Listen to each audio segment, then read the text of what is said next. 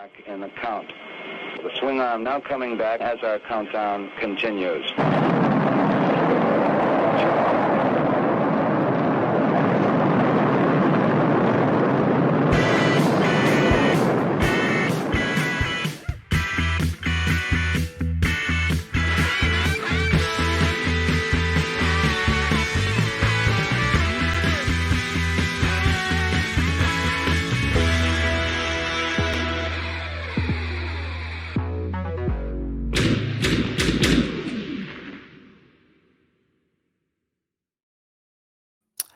Happy Sunday, everybody. How are you all doing? Hello, everyone. Woohoo! I am joined today with Ozstradamus from Ozstradamus Toyz. This is not going to be the sort of like news thing that I've been doing. We're not going to run through a bunch of topics. Instead, I'm calling this sort of the needless ephemera we saw cover story. We're going to focus on one thing today, an art of He-Man and the Masters of the Universe book. Let's go ahead and just check out who's in the chat and say hello. Hey, Eldor, Masterversal, Toy Hunter. Good to see you. Skelevator, what's going on? Ooh, let me just take this opportunity to say that at some point when I get my act together, I got this amazing thing from Skelly, and I'll be unboxing that soon. So he's excited, and I'm very excited about what he was able to send my way. Carol. What's up, sis? Good to see ya. We got Nolan, Clink, as always. Emerald. What's going on? Emerald Knife Photos. Did I cut you off? What were you about to say? I was just going to say that, like, I feel like you're almost not a toy YouTube streamer if Nolan is not in your live chat. 100%. Right on. So thank you all for joining us on this Sunday afternoon, at least my times. All right. So today we are going to focus this sort of cover story on this book right here that I was so happy to be able to pick up. The Art of He-Man and the Masters of the Universe. And I have the book here. Woot woot. Just for a little bit of context, I collect things, right? And I'm super geeky. This book totally right up my alley, but it's actually not the only art of book that I have. And here it is, by the way. Just, you know, it had to be posed with some friends. There is the beautiful sort of title page. I really, really appreciate the sort of reworked logo type for Motu and He-Man for this. Totally new, totally crisp, but also sort of like it feels right compared to some of the other identity that's been established with the brand. Do you think? Yeah, I definitely agree, because like you can just see with it, there are elements of the original, there are elements of the Mike Young production rebranding, and even some hints of that New Adventures type style in it as well. That's right. Like it really is a amalgamation of all three, but yet its own. Yep, I love it. It's got so much personality compared to, say, like, you know, that Masterverse logo. No offense, but I know this is meant to be kind of it feels like a catch-all, right? I think that's kind of the idea. This is whether you're talking Revelation, Revolution, He-Man and the Masters of the Universe, New Eternia, Pop, it's all there. This is definitely its thing. It's got the space deal. And so, yeah, and we'll get a little bit more into aesthetics. This is what I wanted to share with you. This is a bookshelf out there. And so you'll see that I started, you can't really tell what these are, but these three books right here that have no spine, those are paperback editions of my Art of Star Wars, aka A New Hope, Art of the Empire Strikes Back, and Art of Return of the Jedi that I kind of created hardcovers for. And then, you know, everything since then, whether it's Rebels, even video games, Fallen Order.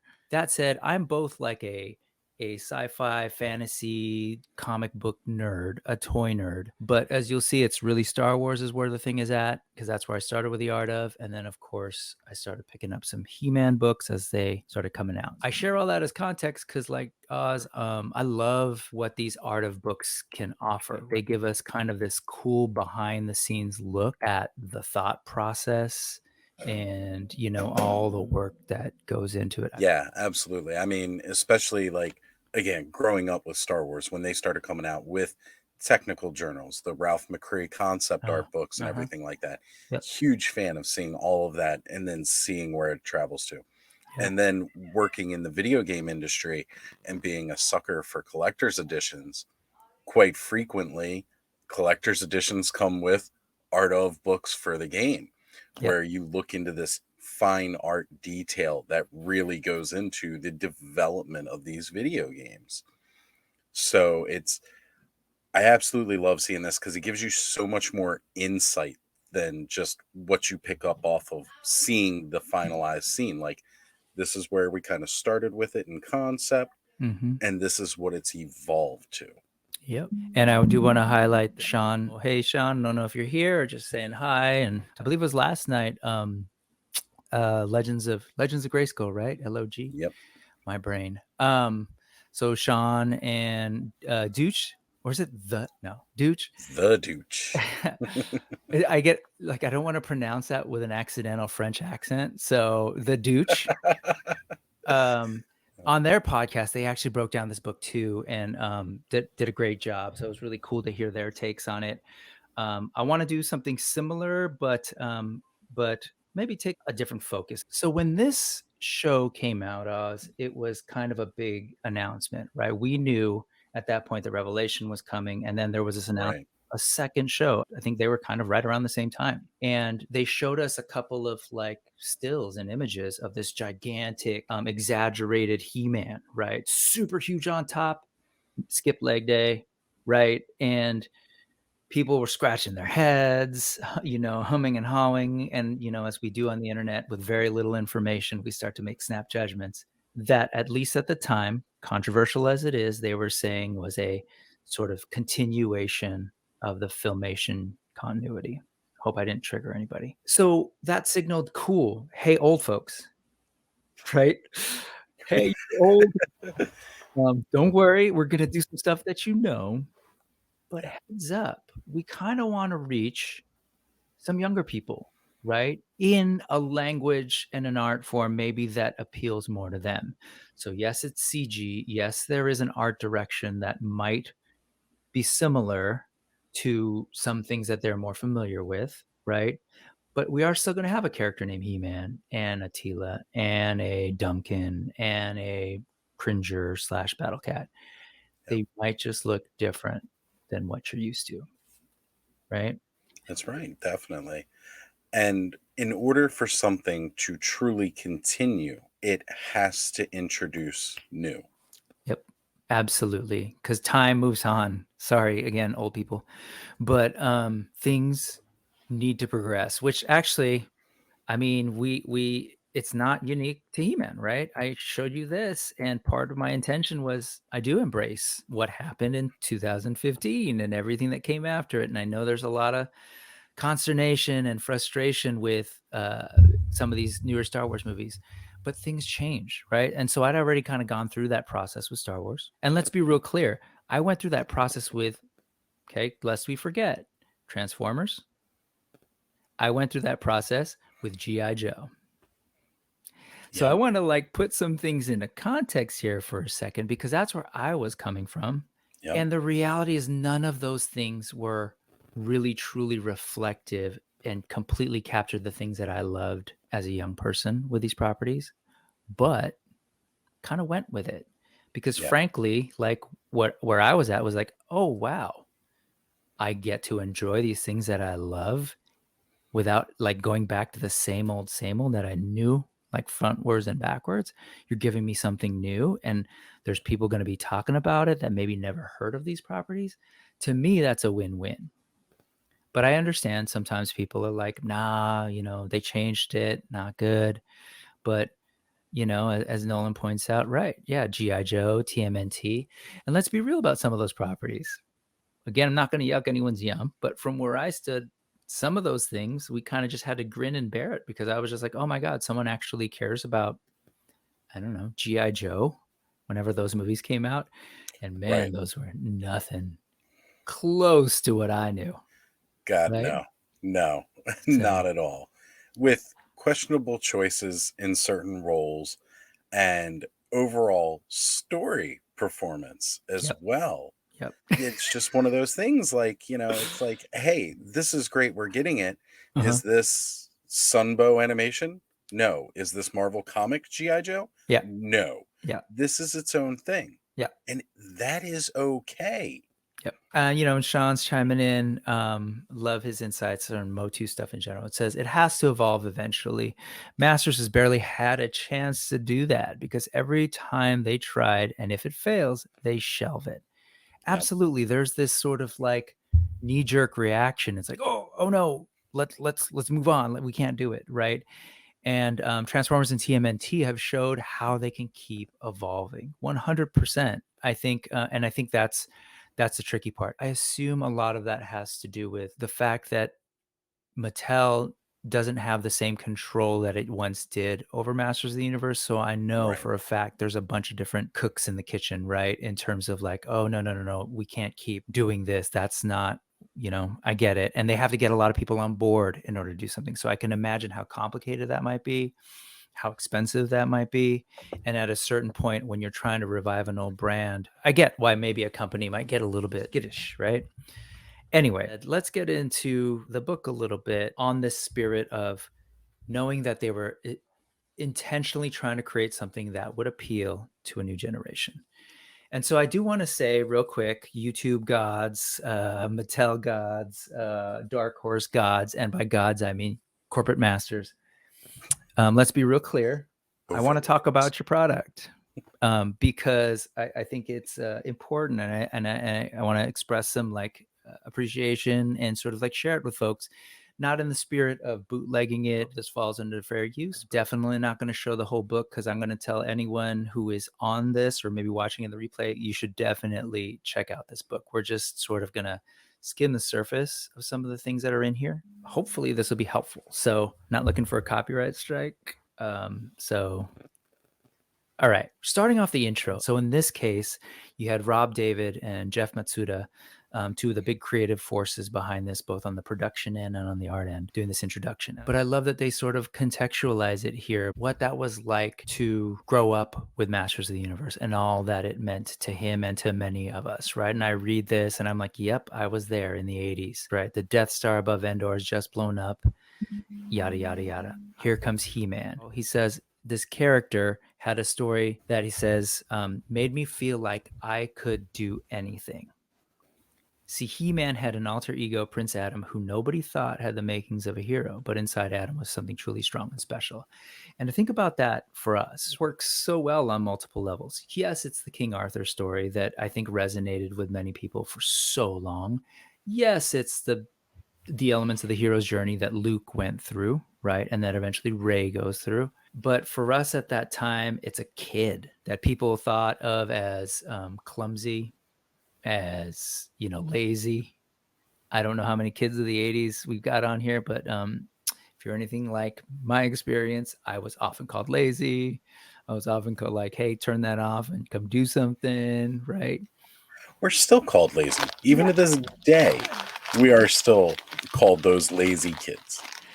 The reason I'm bringing all this up, though, Oz, is like, I appreciate that Rob David, sort of spearheading this project, went to the core of this thing, right? Understood, like, if this is about trying to show young people, other young people coming into their power, coming into the realization that they can be important, that they can do things.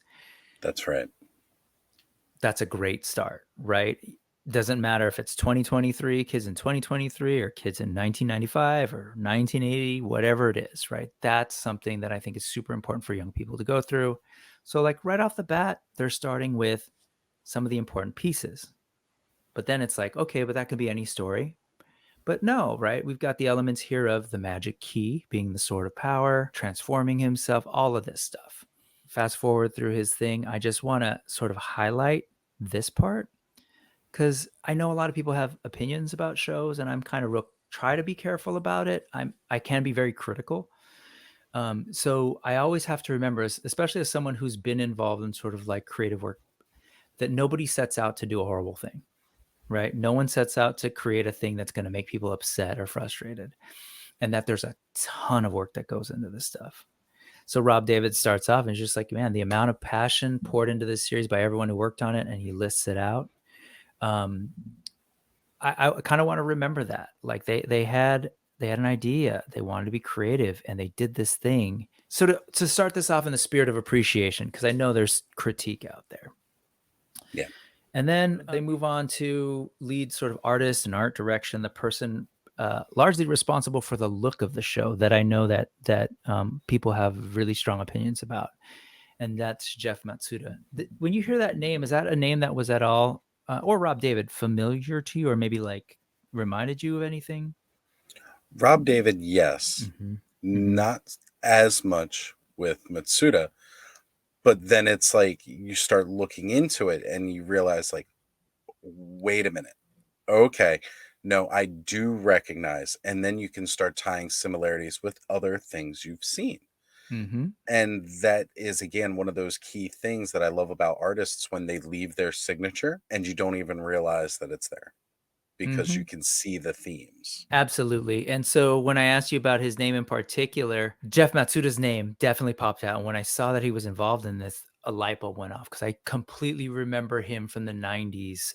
There was this period in the 90s comic books in general, in Marvel and then eventually in Image and across the board. There was this sort of new style of artists that were intentionally kind of veering off from the in-house Marvel style, bringing in a sensibility that uh, that at least I understood as a person growing up in that time who appreciated art to be very much informed by graffiti, especially sort of like new school graffiti and characters and anime.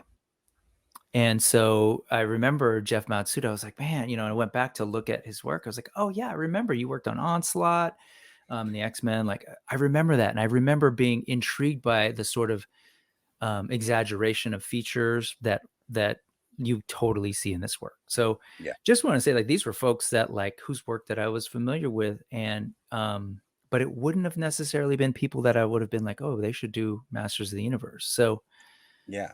I'm Yeah. intrigued by that, right?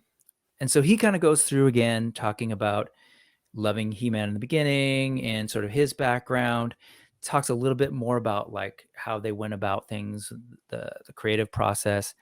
And again, I would really, really love to highlight, just start this off correctly. He highlights all the different people that were involved in this amazing show, and all the passion that was put into it. And so on that note, we'll start off with this image from the book. Oh, I forgot to say this. Oz has not seen this book. Yes. I have not Yes. actually held this, flipped through any pages. So this is a lot of my initial reaction.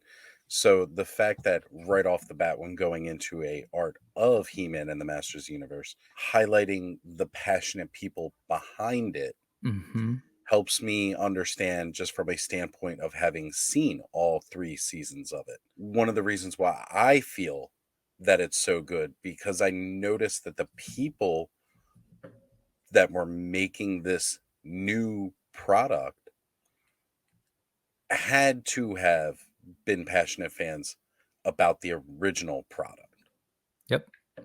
and saw where it needed to go to connect to how do we take this franchise. The 80s were a time where source and sorcery was still kind of big, swords and sorcery rather. Mm-hmm. So we've distanced ourselves from there. It doesn't connect, I think, as well with younger generations. And finding a way to make that connection and even looking at what's out there and how they utilize it to then incorporate it with this, but carry the message of the original as well. Yep. And do kind of a maybe more 21st century take on that message too. As people have already highlighted, I kind of popped it up. It was Quip, right? Quip was saying, Mhm. loves the shift in the new show from I have the power to we have the power. Best Um, message I ever like. yep. As much as I was liking anything else about the new series, Yep. when that moment happened, Yep. I fell in love with it Yep. because as a kid, and we've all talked about the diversity that was in the original He-Man cartoon or with the toys and everything like that. Unless you were some blonde-haired, blue-eyed kid, you didn't really have the power. And Skelly and I have actually talked about it on our show, whereas the regular He-Man didn't necessarily always relate to him or even relate to myself because, again, I have very dark brown hair when I had hair. Um, I did not look like He-Man Mm-hmm. or Prince Adam at all. So this right here gives it to everybody. It's Yep. not his, Yep. it's theirs. Yep. And Yep. it's their responsibility to protect it. Folks, Skelly saying, yeah, we have the power. Quip saying no one accomplishes anything on their own. And I'm really tempted to sing, but we all get by with a little help from our friends. That's Same right. goes for He-Man. And that's why I was highlighting this, right? It's like the title of this is intentional, right? Yes, it's He-Man because we want people to know that character. And it's always been this, though. That has always been the title, right? Whether it was Lords of Power, not Lord of Power, Lords of Power, or Right. Masters of the Universe. The idea was that there were these characters, these folks that were going to go on a journey with, and He-Man happened to be sort of the champion of Eternia. I think this is probably in relation to the fact that you're not a blonde-haired, blue-eyed with a, let's face it, folks, bad haircut, Yep. buff guy. Even by those standards, those days. To go back to this a little bit, the idea of we have the power. Fun fact: Jeff Matsuda also did a bunch of work on Buffy the Vampire comic books post the series. Right. And I don't know if folks are big Buffy fans, and I was, but that show ended with this same theme, right? There was the one Slayer in every generation.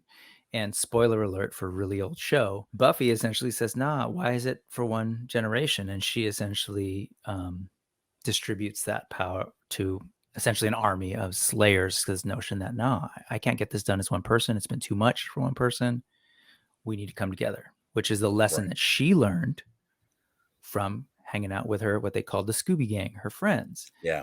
Which again, everything I've just said, to me, that's the outline for the show, right? I mean, ultimately, it's He-Man and the Masters of the Universe trying to figure things out, and then later realizing, oh, like, we can all do this together, right? Me and my friends, essentially, right? It's them, and he's got a little Scooby Gang that he picks up along the way.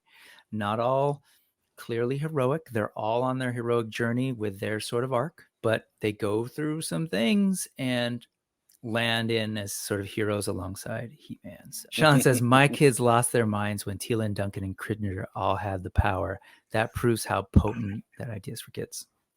Yes. Like I said, I lost it when that happened, when they all did the transformation and they had it. Yep. I was like, yes, this is it. Yep. And then the show took it a step further. Yep. Because not only do the heroes have the power, the villains do too. Yes, they do. And again, a very unique way of looking at the yin and yang of things, entering a new thought process and a new, what's the word that I'm looking for? Just this reimagining of the whole thing, where the power itself initially could be used for good or evil. Yep. And now they're really showing, like, because again, Filmation captured it, He-Man always had the power and was always used for good. Yep. But what if Skeletor managed to get it? And what if Skeletor was not, thank you, Quip, paradigm.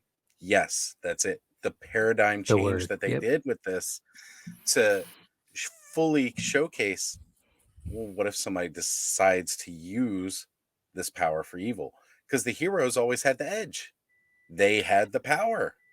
Yep. There was a way of storytelling, and I would frankly say there was a culture and a mindset that existed at the time in the 80s that's very different, right? Humanity grows and evolves because we have the benefit of hindsight. We learn from things and things move on.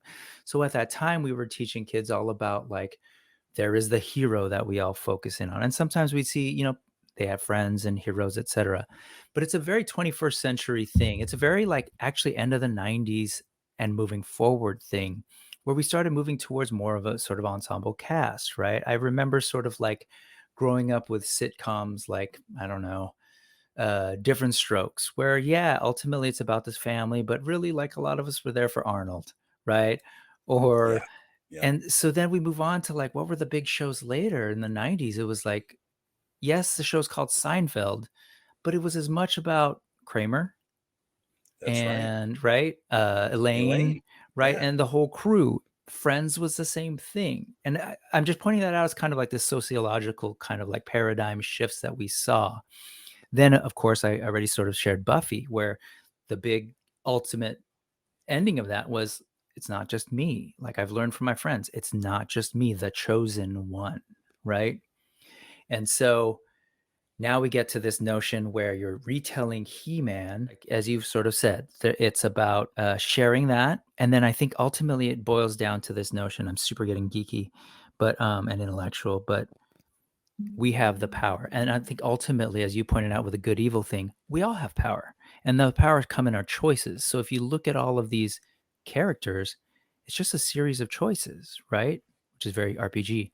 But it's like, as you've said, like Keldor at some point made a choice, right? At some point, as we learn later in the lore of this, King Grayskull makes a choice that leads to things, right? Skeletor eventually makes some interesting choices towards the later parts of this show, right? That, Yeah.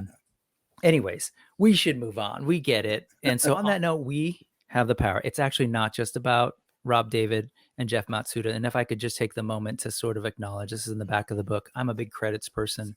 In the 90s, I started staying till the end, way before there were end credit scene. And I had a friend, a good buddy, Ohms Velasco, who at one point worked at oh gosh, Lucasfilm, LucasArts, THX. effects. Oh, ILM. ILM, thank you. At ILM and then eventually at EA. And I remember watching movies with him. He's like, yeah, no, we're going to watch this. And we're going to look at the folks and look at all the people involved, because that's when you start to appreciate maybe all the work, and that maybe, I don't know, maybe people would stop being so crappy on the internet when they have just, I don't know. There's something about appreciation. So Agreed. I'm not going to linger too long on each of these. I would love to sort of see your reactions to some of the things you see. So this is like the character as we know Adam in the show. But what I really wanted to show you was some of the sketches. So here's He-Man. I kind of wanted you to be able to check out some of the different direction. You can see pretty early on, there was definitely the exaggerated proportions, right? Yeah, of course. Cartoonish proportions, and even again, straight back to the designs of the original toy. Squat, short kind of legs, Yep. but large upper torsos, because that's that manly look. And again, what I love about this, what I loved about Mike Young Productions, Adam was a kid. He was a little scrawny. Right. He was not your hero. Yep. And then he taps into this power that transforms him into the hero. But he has to have something to receive that power inside to unlock this inner hero that then manifests, is how I look at it. And love it. you know, to any teenage kid, it's always more about that upper body. So it makes sense that this manifestation may not have the biggest legs. You're not thinking about that. You want the big arms, man.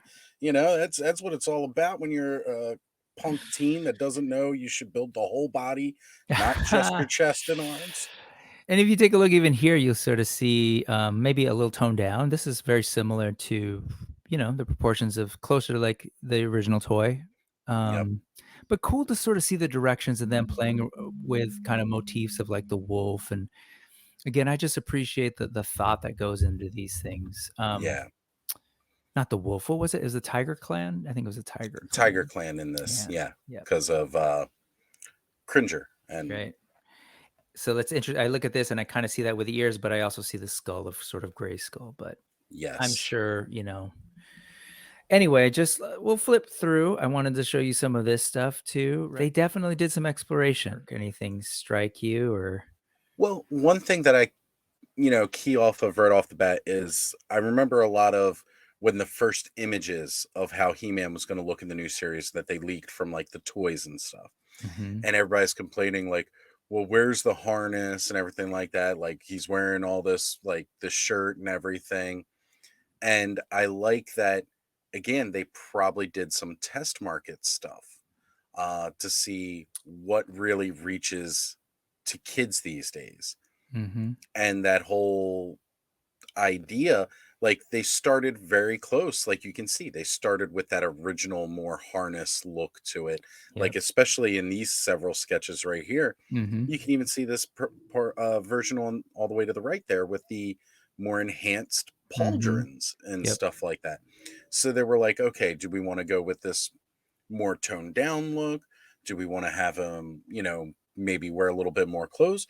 Or do we want him to have this full battle armor look? Yep. Yep.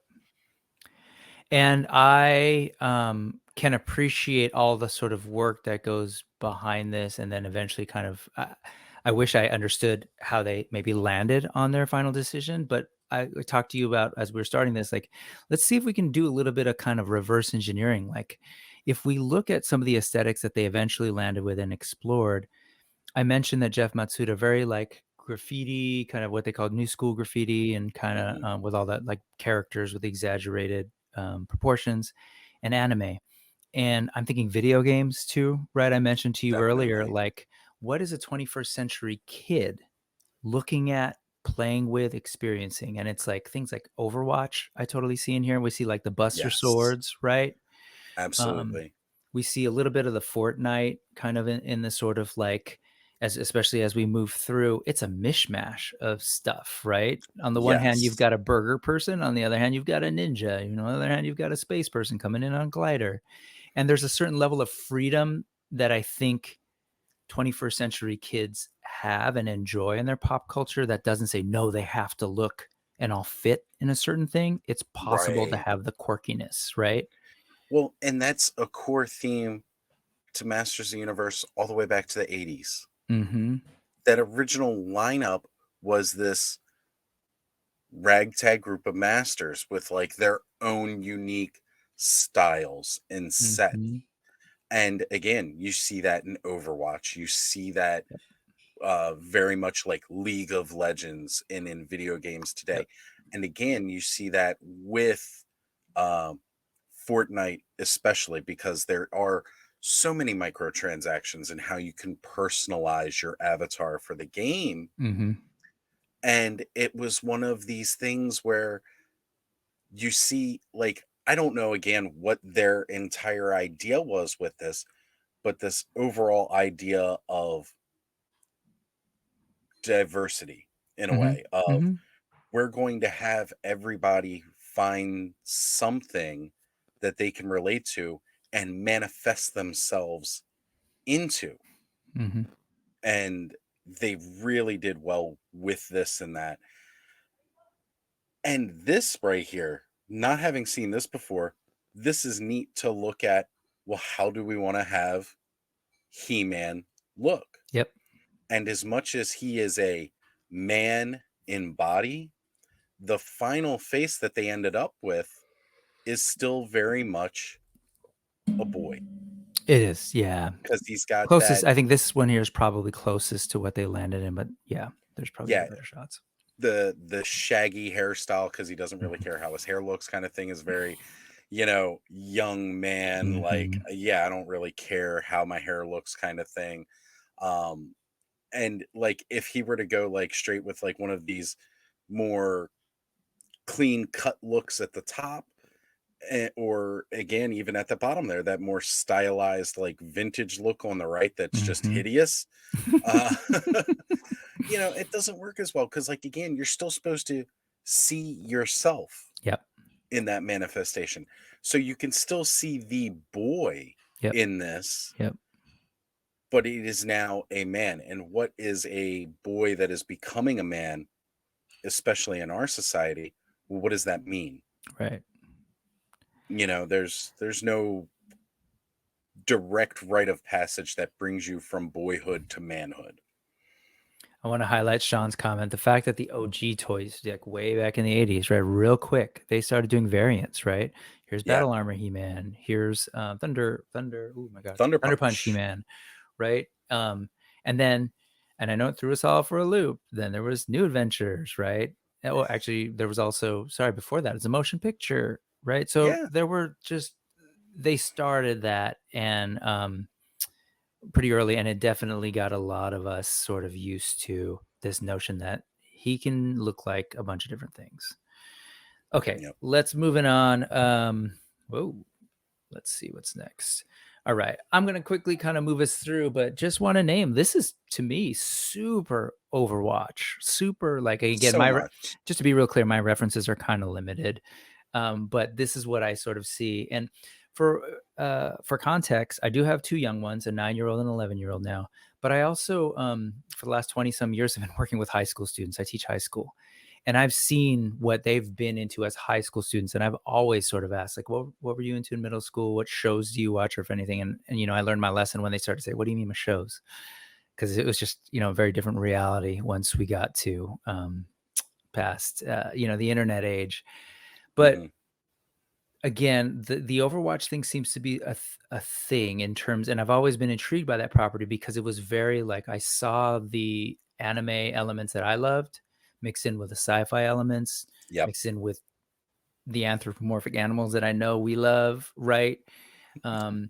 It was a bunch of and ninjas and a little bit of Yes. GI Joe, a little bit of Transformers, a Some little bit of steampunk too. yep. Like it has everything. And again, League of Legends. Mm-hmm. Like you look at this, most people have seen like that Netflix League of Legends series, and like this screams like V and everybody from that. Like there's just so much of that influence. But guess what? That's what kids are into, Yeah. and this series is supposed to appeal to the new Yep. audience. Yep. And I'm sorry, I like looking at these different concepts they're going through. They've nailed it because you can see where they were like, how are we going to go about this? And then again, continuing this. And I think Quip mentioned it earlier about Adam didn't skip leg. That comment right there. He gave it to Ram Mam. And Yep. you see that here Yep. where she's got the legs and the thighs and everything like that to propel herself. The And rockets. Woo. oh my god, she was such a fun character, and I'm glad it wasn't this short, stocky dude, another buff dude. Yep. They gave it to, again, a girl who are particularly known as being faster, more agile, more mobile. And she is such a badass in the Yeah. show. And we see it here, right? They went for like folks with curves, not like, Not we still got sexualized, but no, yeah, but I mean, sort of like not super stick thin, mhm, like again, like I remember growing up in the 80s and seeing sort of like what was the sense of what people look like or what young people look like kids.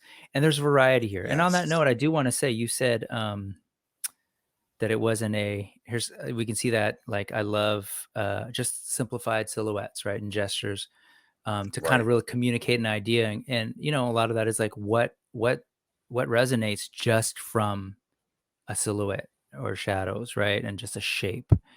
But there was a time when they were exploring something that was more like the Ram Man that we knew, but still a woman, right? Real right. super thick, like built like a brick kind of thing. Brick.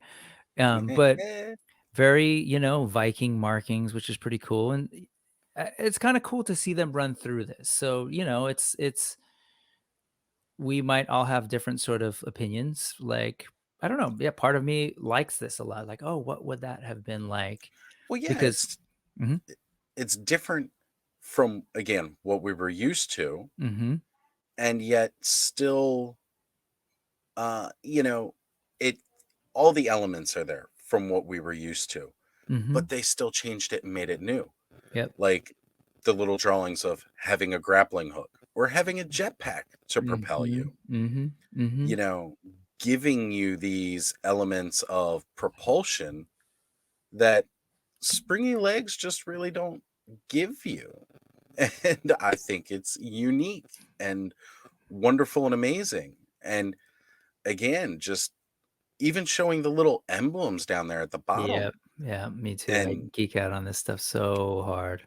seeing that one right there on the left, Mhm, all the way to the left, very mhm, havoc, very mhm. showing you her eventual. Like if they had put that on her, it would have been a dead giveaway for the eventuality of kind of what happens Sure. somewhat.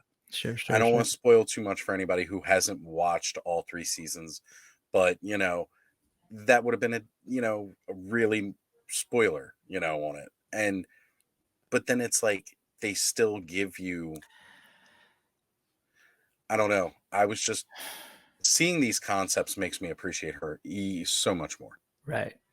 Yeah, absolutely. And I'll admit, when I first saw this, I wasn't immediately kind of taken away. I saw it sort of toy versions first. Like, oh man, what's going on? But you Yeah. watch the characters, you get into the story, and like all of that for me at least melted away. I was like, oh, this is the dynamic, as sort of Sean pointed out. Like they made the Ram Man character into Ram Man, of course, but there was a relationship and a dynamic there between him and Adam. Super unique, super different, super interesting, right? And it just made us care about what happens to them a little bit more. But back to the main sort of idea of like, wow, they were really going through, I'm going to go through these quickly, trying to figure out what would appeal to a new generation. I want to highlight this one because this was I saw artwork like this in another Masters of the Universe book where he was a Cringer or Battle Cat was essentially like anthropomorphized. It was interesting to me to sort of see this come up, inspiring some of the directions they were going with. But even Cringer, right? Yeah, I get it. That is very much a tiger in green with yellow stripes or yellow whitish stripes. But the proportions, the dynamism that exists here, again, if we're trying to kind of reverse engineer, these are dope. Reverse engineer what they were thinking about. I keep thinking about like, what are kids looking at, right? What are some of these animated properties that they're familiar with, right?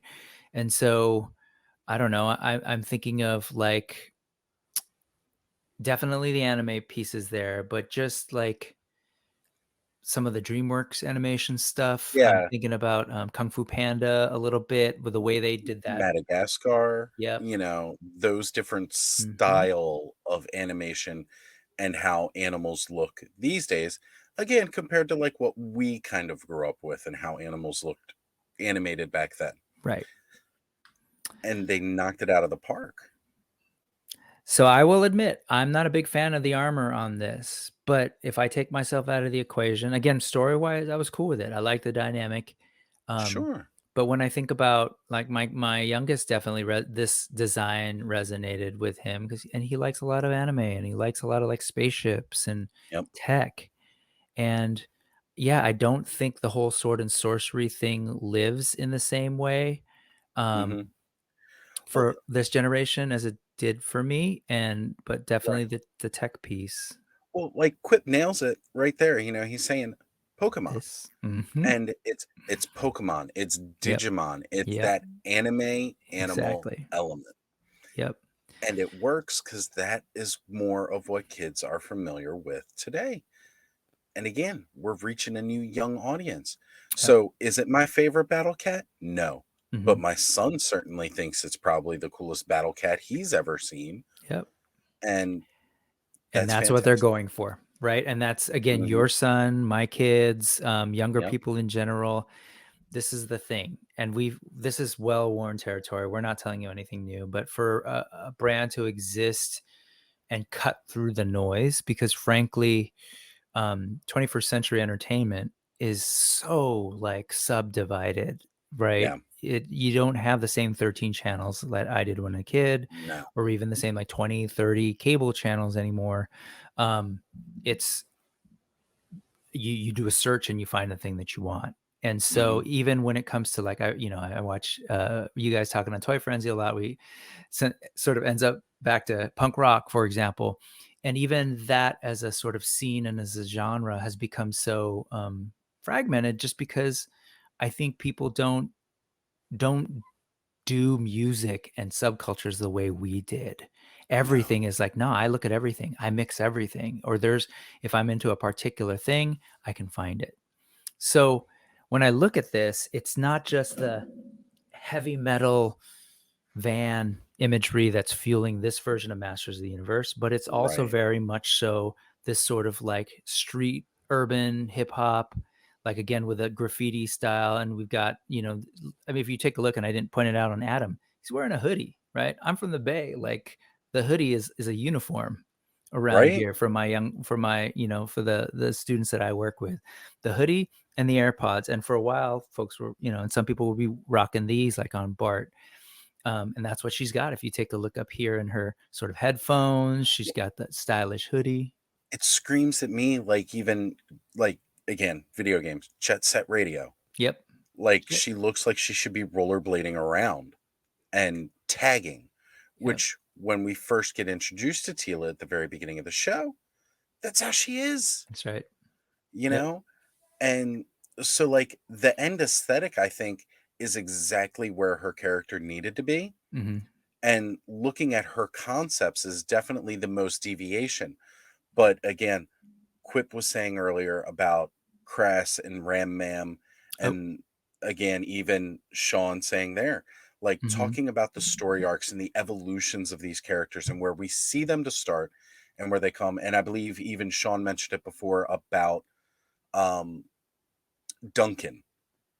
Yes, I was gonna come back to him, but I don't know if you know, I'm looking at our time, but Yeah, I I know can we're not show it trying to now. last too long, Yeah, I can show. but go for it. Yes.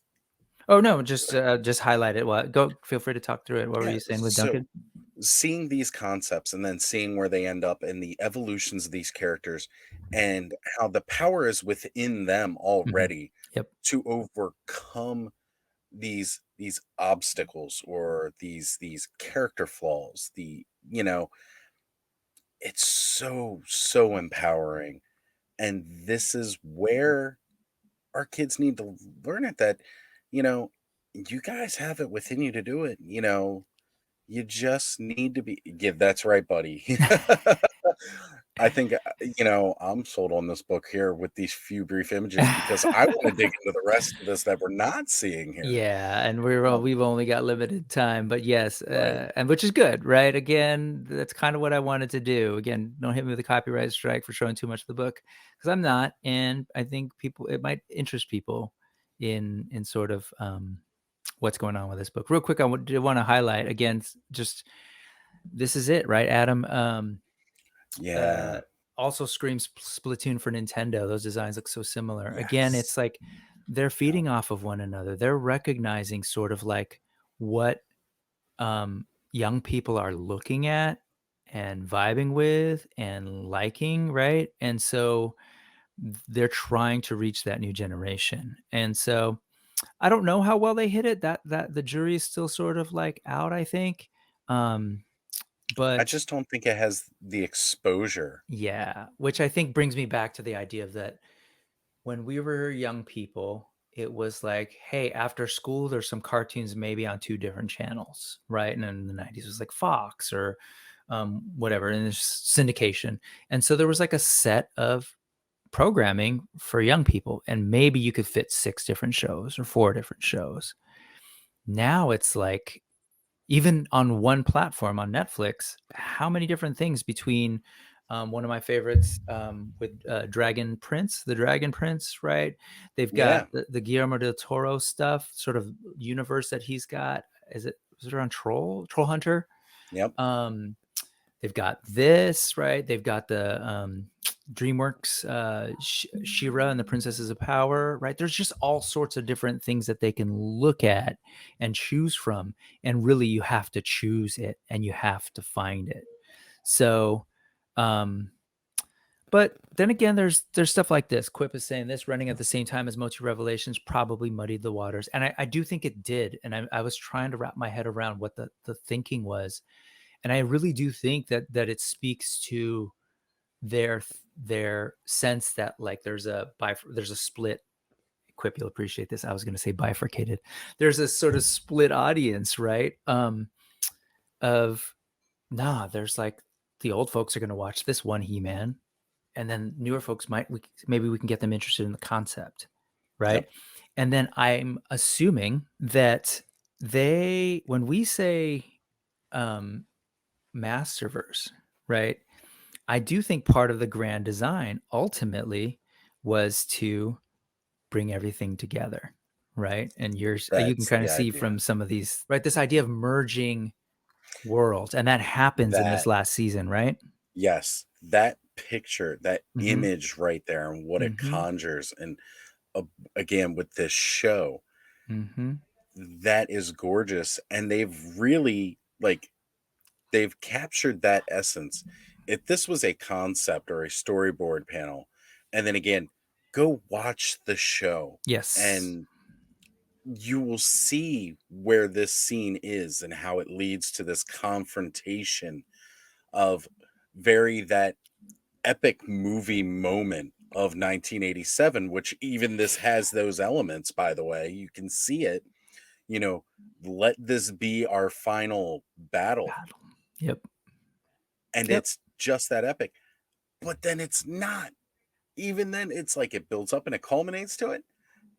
And it's not over. And I love that. Absolutely I'm love just gonna flip through some key things that are related to that scene. Definitely. I Because won't say this much is, about it because you really should check out the book. yeah, Um, check out this book and go watch the this show. show. If you Yes. have not been watching this show, you need to watch it. And that is coming from a, almost 40-year-old man right here. And m- my buddy who I watch a lot of stuff with, Corey, who you've all seen in the chats before and everything like that, he watched this with me. He is not a big Masters Universe guy, but the more I kept talking about Revelations, the more I kept talking about this new CGI series, and the Mhm. more I was talking about the toys, he was getting excited about it, and he watched it and he loved it. Yep. So it Awesome. just proves that they are getting what they're trying to do because it can bring new people into it. And, it's just that powerful. It's a great positive message. And I have enjoyed flipping through this book with you and seeing some of these concepts. And again, knowing where it goes and seeing where it came from. And like you said, we've been doing some speculation on where they were trying to pull the inspirations for these things from. Mhm. Mhm. And like I said, you can see it in the aesthetics that they were looking at. Okay, we need to go back and kind of look at what the kids today are into. What are they going to relate to? And how it's not even the kids. Because again, I'm talking about 40-year-old men who are looking at this and being able to get into it and get behind it, even if they don't like all of the aesthetics. The ones that they don't like aren't enough to push them away from it, you know. But it's the story that goes with it that really pulls you in.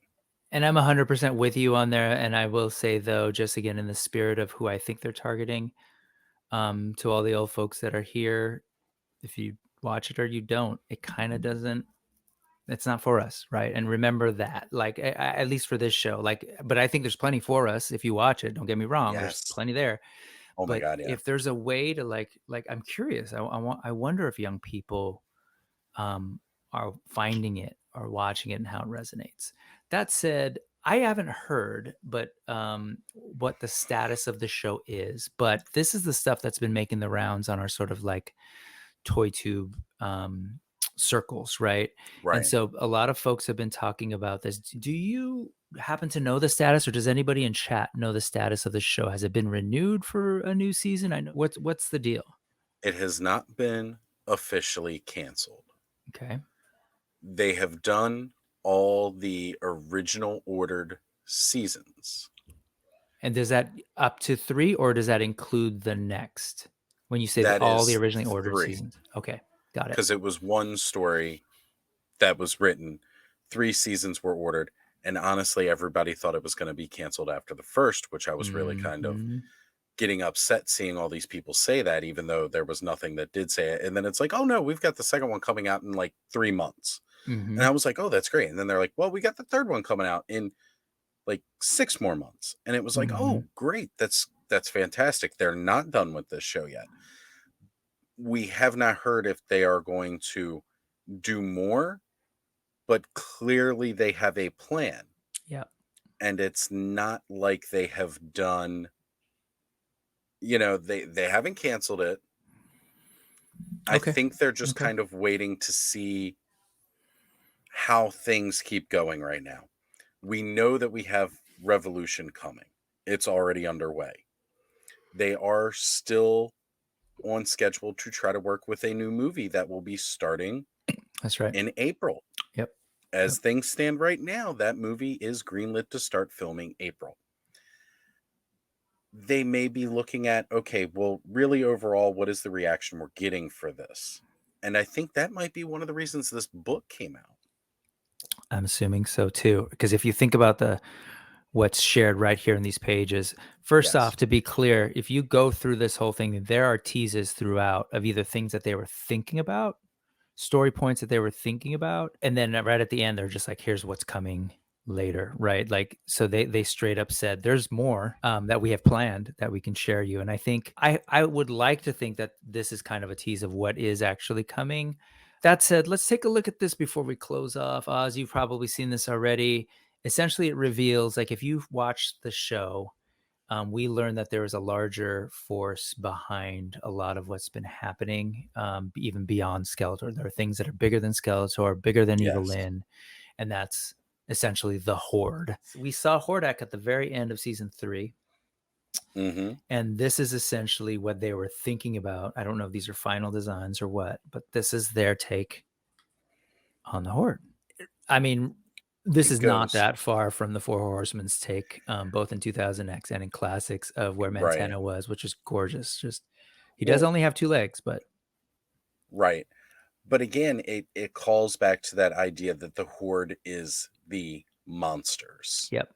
Montana's very alienistic and Martian looking. Mm-hmm. Then they've even brought in freaking mummy or rat trap here, straight up with the mummy design. Grizzlor is looking all kinds of beast and Wolfman. Mm-hmm. Modulok back there looking like a straight up Frankenstein beast. So cool.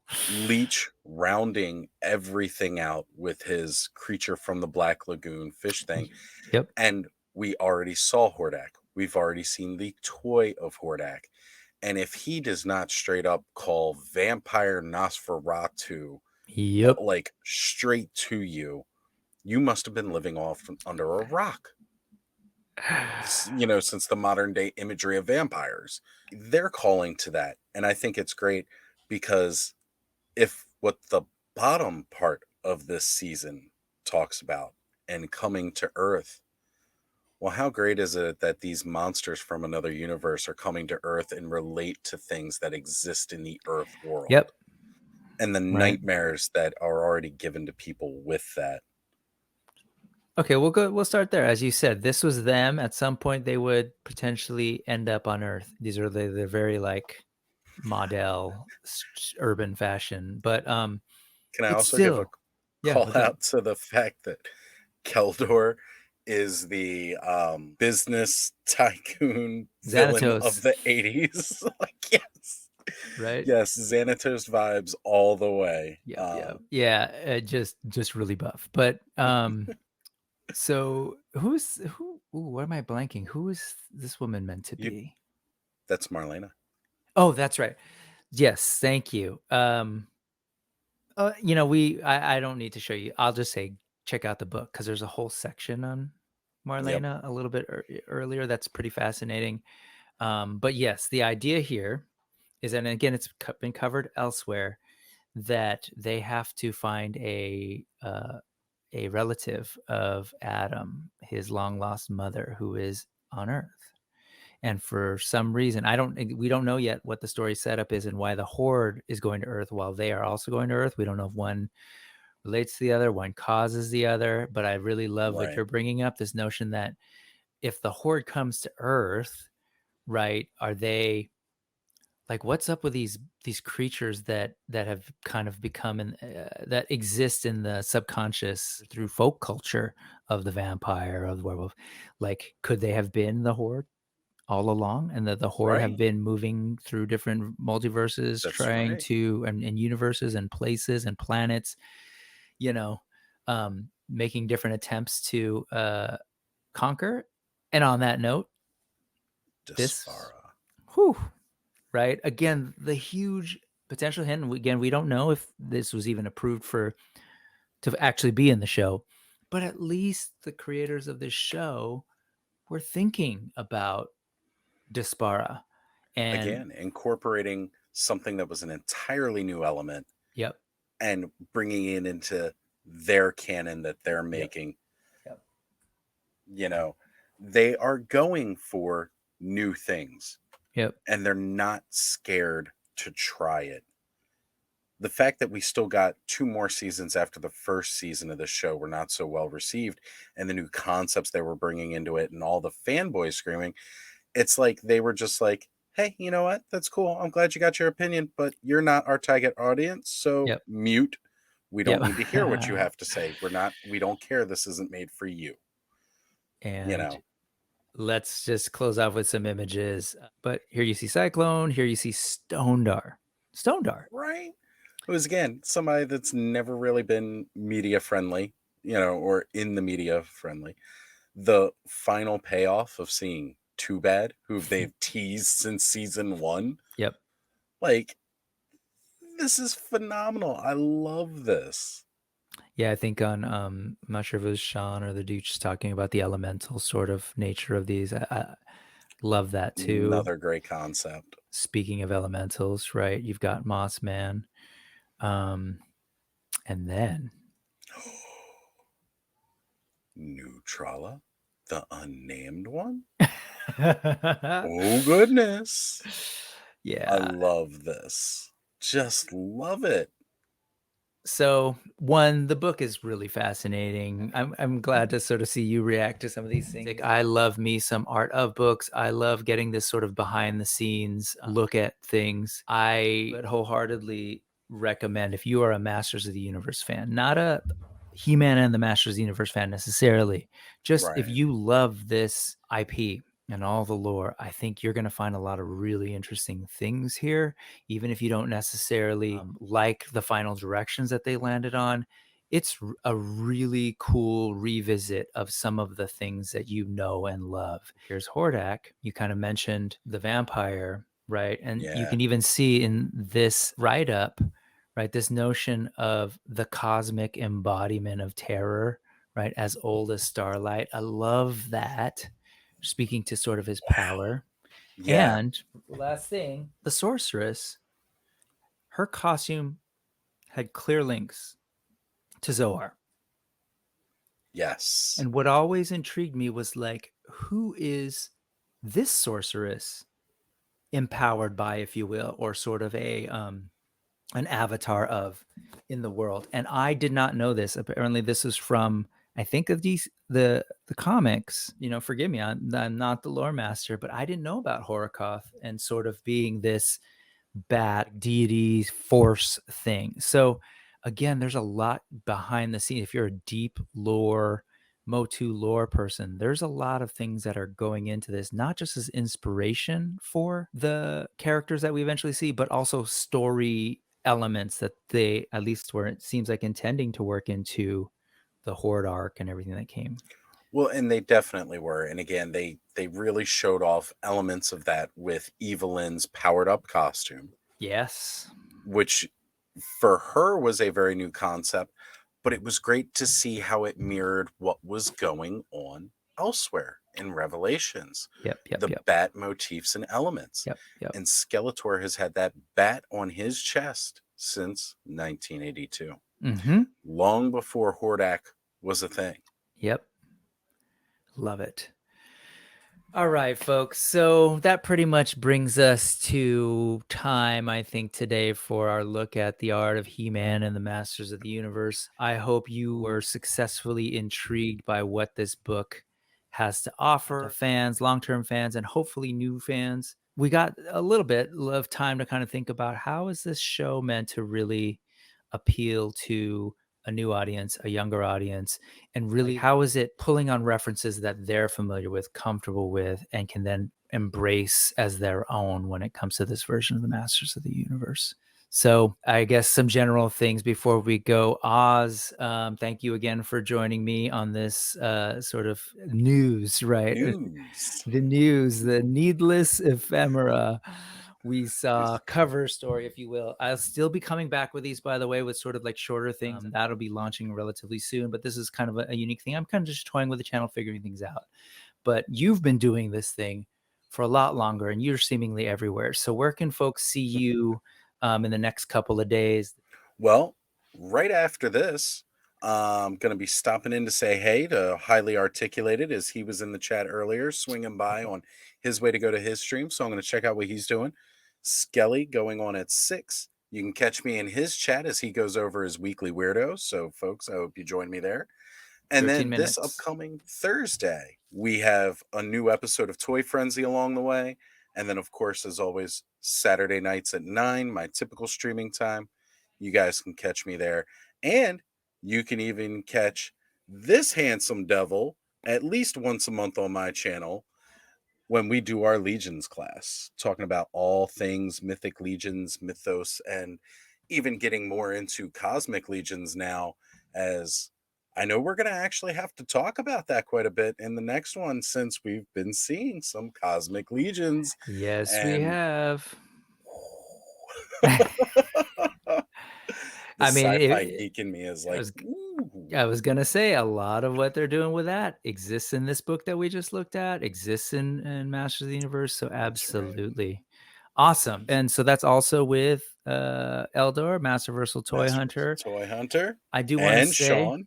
Yep. I do want to say a lot of the folks that were here today have channels themselves, and I'm going to do my best to kind of go back and edit the description so that there's links to folks, because they were part of the chat and just awesome folks to check out. So Sean's got his stuff going on, Eldor's got his stuff going on, of course Skelly in about 12 minutes has his thing going on. Adam is here somewhere. Yep. He was much Radical Toys has got his stuff going on. And even Weird Fantastic Toy Adventures, Bill has joined us here towards the end. Yep. He's been doing some awesome hangouts all this week. God, it's great seeing everybody here. And My Buddy's Customs, probably one of the newest content creators on the block, but certainly not one of the least known content creators. He's been all over the place with all of us in the chats, and he's got some great stuff coming down the pipeline. And of course, figuratively speaking, so I will responsible for that stream yesterday that I had with my son. I want folks to check out these other channels, check out the community. Let's engage in this conversation. Let's remember some of the things we said early on about being open to the idea of bringing in new generations and like not shunning people and not shunning new projects from happening, and kind of giving them a chance to develop and thrive and sort of see where it goes. Because ultimately, for all us old folks, if we want to see this stuff continue, we're going to have to let some other folks in.